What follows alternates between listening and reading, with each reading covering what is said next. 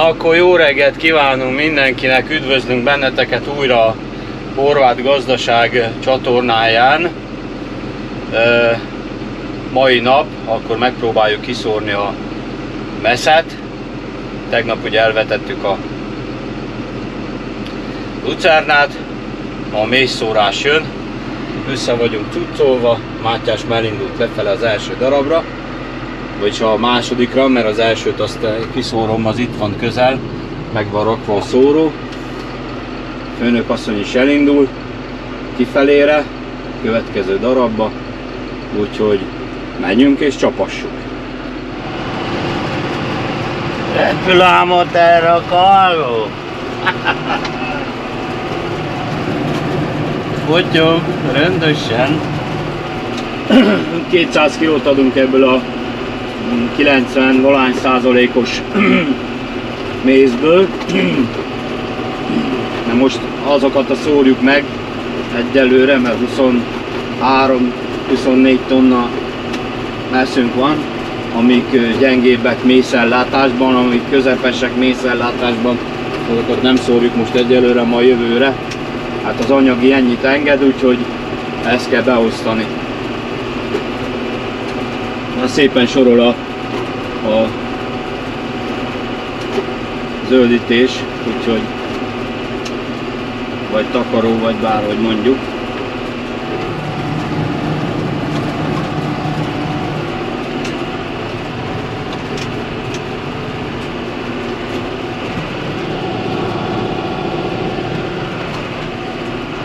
Hát 13 km/h megyünk így szépen kényelmesen, nem is döcög. Ennyivel szoktam szórni ezzel a függesztett műtrágya szóróval, nem rángatja így annyira a hidrolikát se. Mondjuk nem rosszak a talajaink, nem döcögösek, úgyhogy lehetne menni gyorsabban is, de úgy gondolom, hogy holnap után is kell ez a gép, meg a szóró is. Ezzel a tempóval is elég sokat le lehet szórni egy nap.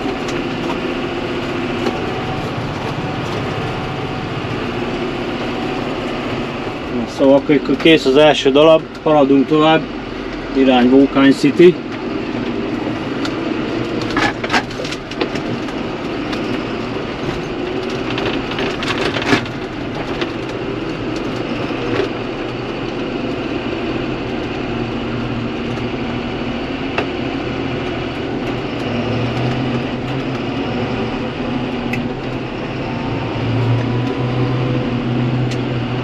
Na hát amíg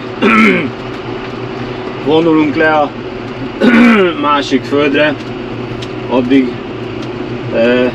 mesélek egy kicsit, mert ígértem, hogy mesélek a régi időkről. Hát 1986-89 között jártam én a lengyeli mezőgazdasági iskolába, szakmunkás képzőbe, a Laponyi Sándor suliba. Nagyon szerettem, tehát mindig is gépek vonzottak, kiskoromban is. Megszöktem otthonról a biciklivel, és már kint voltam a határba, a nagy traktorok után, meg a kombányok után, SK4-es, SK5-ösökkel, ez még ugye a 70-es években, mikor még gyerek voltam.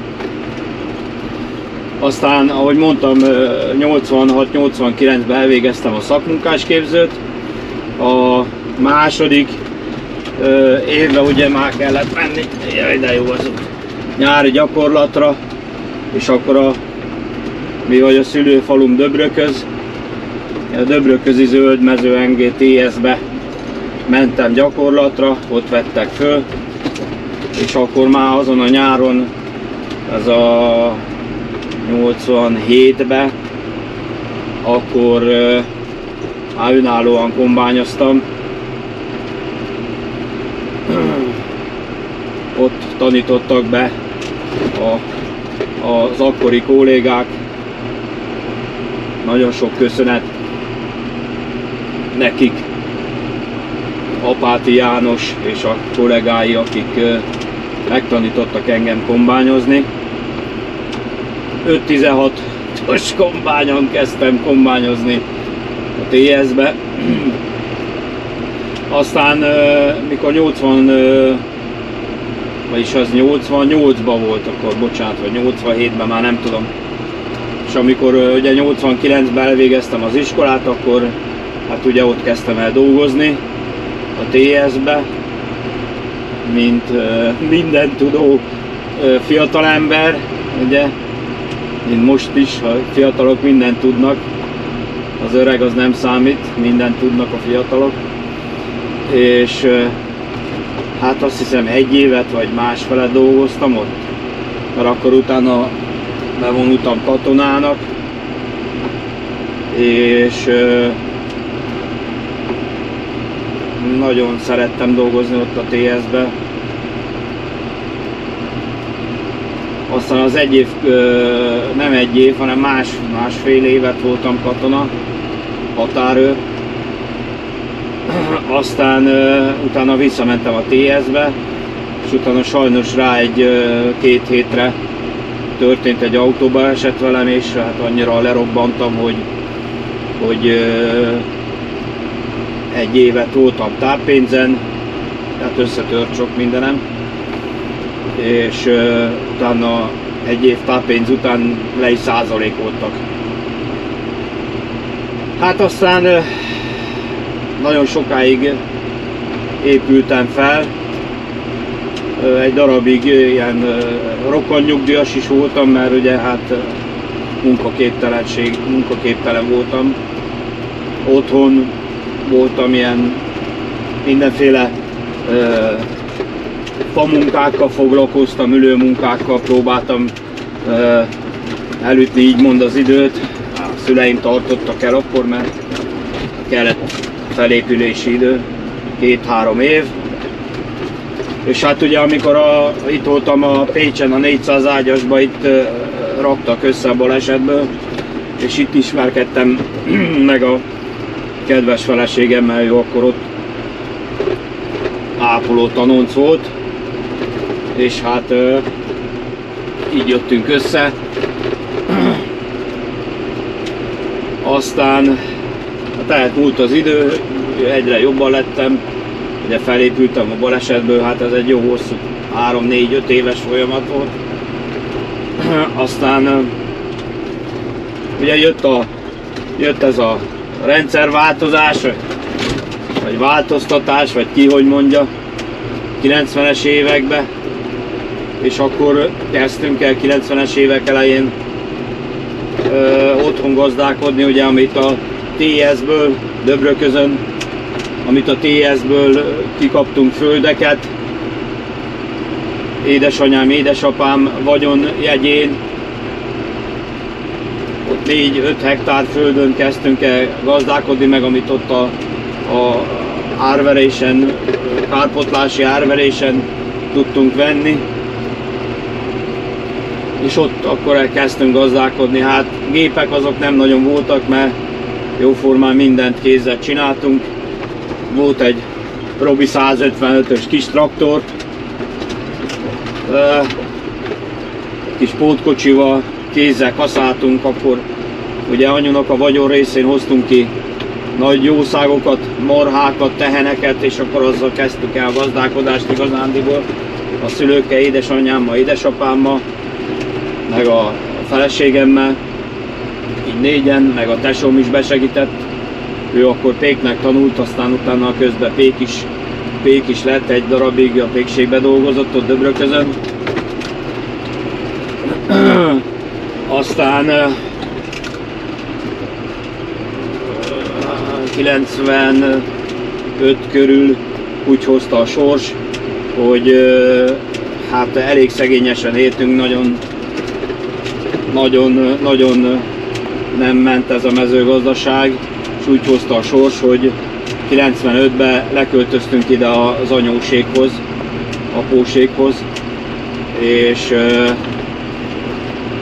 az asszony az aposnál kezdett el dolgozni, hogy legyen valami kis pénzünk, mert hát nagyon gyenge volt a megélhetés a mezőgazdaságban. Közben megvettük ott még Döbröközön az első traktorunkat, ott a faluba, az egy UE 28-as volt, egy 1966-ba gurult ki a Vörös Traktor, vagy a Vörös Csillag traktorgyárból, ha jó emlékszem, így van még hát ami sajnos megmaradt, nem tudom, hogy majd találok-e képeket, vagy valami felvételt erről, mert hát abban az időben még nem nagyon foglalkoztunk ezzel, hogy megörökítsük a jövőnek azokat a dolgokat, hogy mit csináltunk, vagy hogy csináltuk, de majd megpróbálok valamit előszedni. Egy pár képet, vagy találok valamit, nem tudom. És hát ez még azelőtt volt, hogy leköltöztünk volna ide Mislenybe. Aztán azt nem is tudom, 2 évig, 1 vagy 2 évig dolgoztunk azzal a traktorral, de hát az egy embergyilkos traktor a Kisdutra. De nehéz traktor, hát olyan nem voltak meg már a súlyok, a hátsó keréksúlyok, és hát iszonyatosan dobált. Azt hiszem 2 évig, tehát azzal kaszáltunk árokpartot, kapospartot, meg rencsódróztunk akkor gazdatársal összeállva, egymás segítve ott is. Nagyon sok köszönet Fanyar János barátomnak, ő még most is gazdálkodik, remélem erőben, egészségben, már nagyon rég találkoztunk, nagyon rég beszéltünk, és ő nagyon sokat segített nekünk azokban az időkben, majd a Laci kollégám, gazdatársam.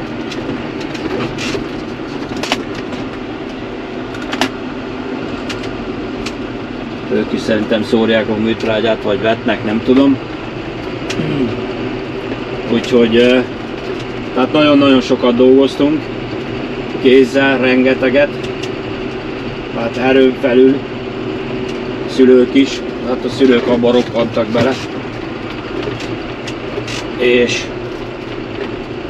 hiszem 2 év után valahogy úgy jött ki a lépés, hogy hát kell valami komolyabb traktor.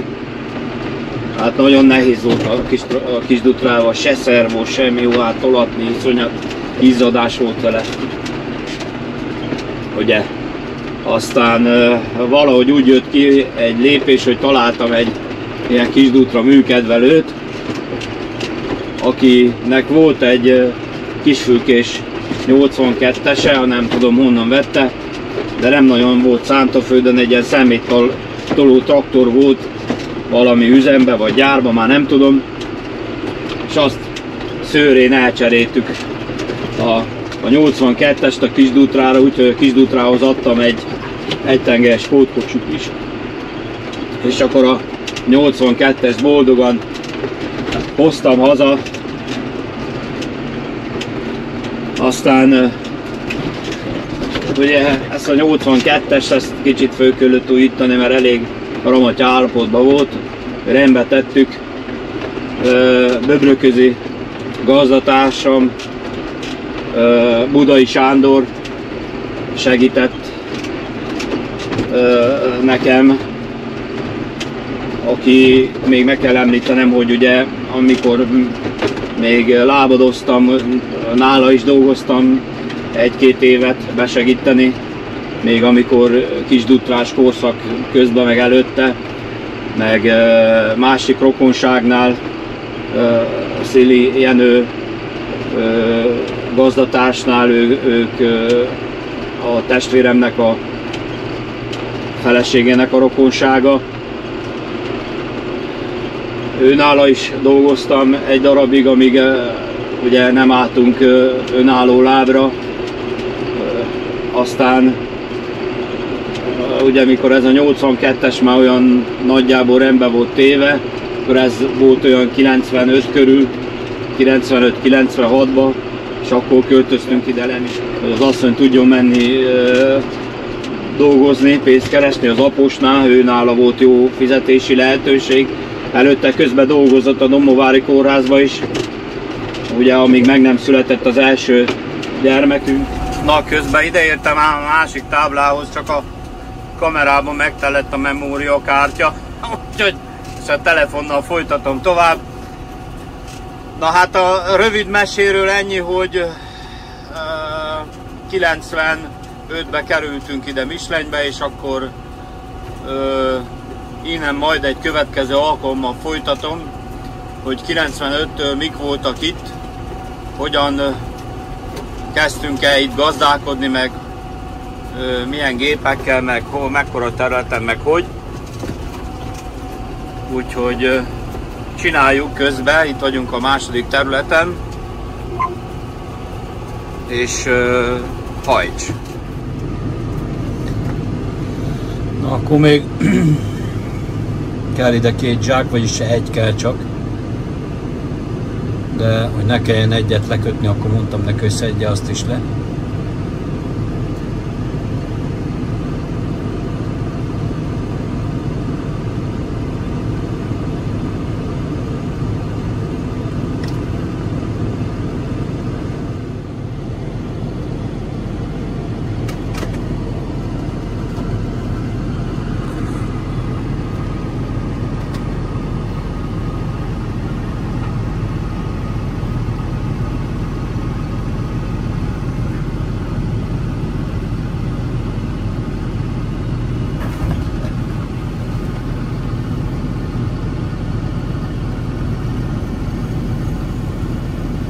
A Terra Cargo.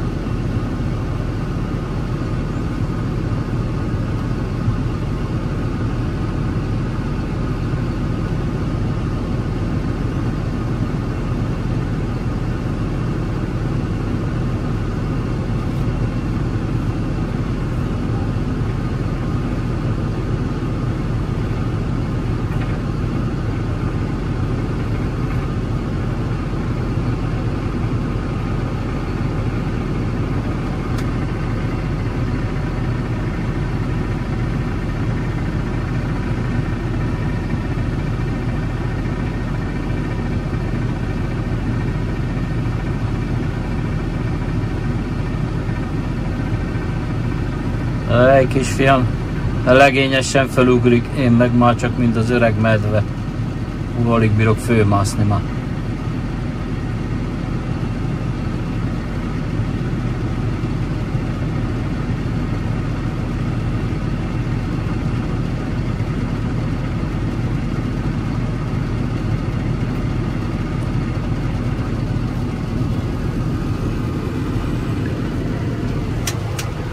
Meg már nézi az óráját, hogy tökülünk, levonja a bérünkből.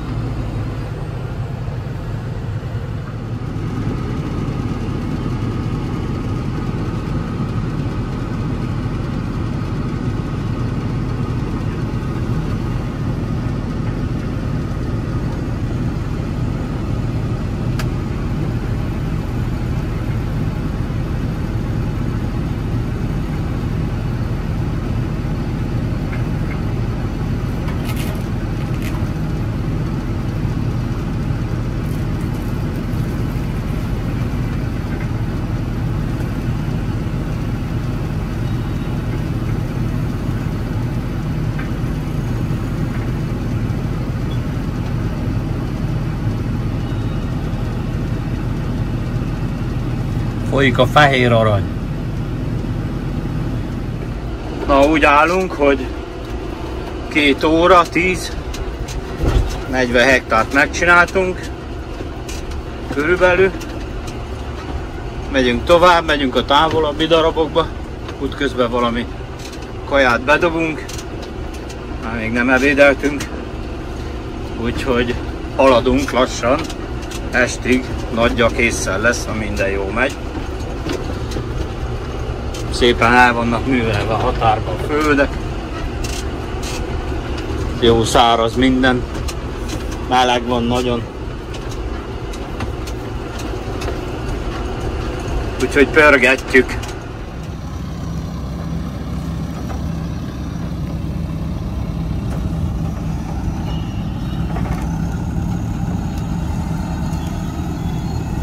Na, ez az utolsó tankolás itt, ezen a földön.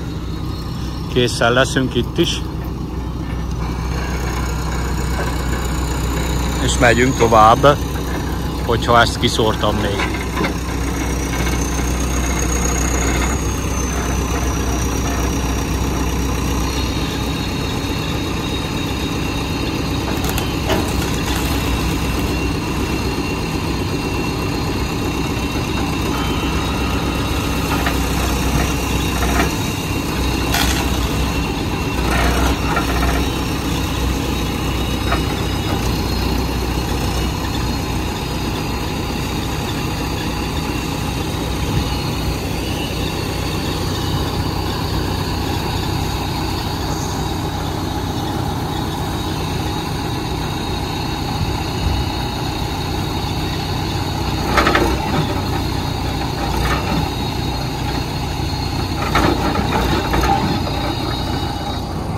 Na, akkor befejeztük mára.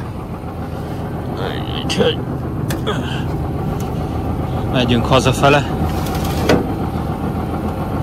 Az úton el szoktam teljesen zárni mechanikusan. Ne kelljen a munkahengereket basztatni. Úgyhogy elszóltunk 90 hektárt máma. Úgy nézek ki, mint a lisztes mornál. Tiszta mész vagyok mindenhol. Tiszta mész a gatyám. Áj, ez a mész. A szóró is tiszta mész. Úgyhogy hazamész. Irány haza. Halló, halló! Itt vagyunk, második nap. Tegnap elszórtuk a távoli földeket, most a közelieket.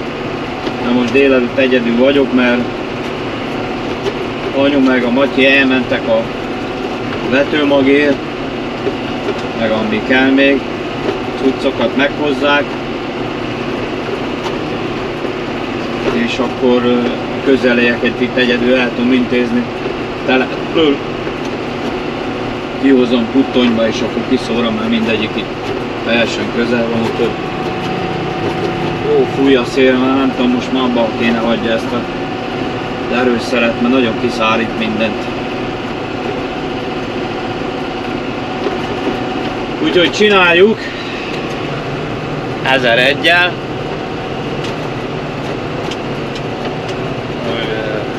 Na, mindegy.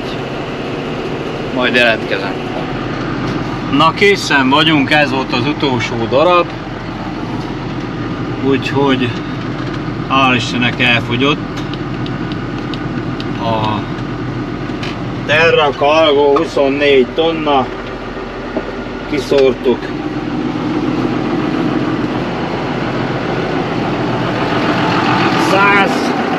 Valány, majdnem 130 hektárt. Most komolyan megnézem, hogy mennek-e az irányjelzők, de hát bent vissza, hát az előbb majdnem alám jött egy autó, hogy bekanyarodtam. Már be voltam húzódva középre, irányjeleztem már vagy 200 méter óta, és jön mögöttem, és amikor elkezdek kanyarodni, az utolsó pillanatban rám elősz. Itt, hogy bejövök a Földes úton, hát komolyan mondom, az eszem megállt. Itt, ahogy jövök be, már félig be voltam fordulva, és rám elősz. Hát majdnem átmentem az autón. És még neki állt feljebb. Hát én nem tudom, de gyerekek, de komolyan. Nem lehet látni. Nem lehet látni az irányjelzőt. Hát tökéletesen lehet látni. Én szerintem tökéletesen lehet látni, hogy villog az irányjelző. Hát nem tudom. Na mindegy, hosszú. Megyünk mára, befejeztük már. Fáj van mindenem, úgyhogy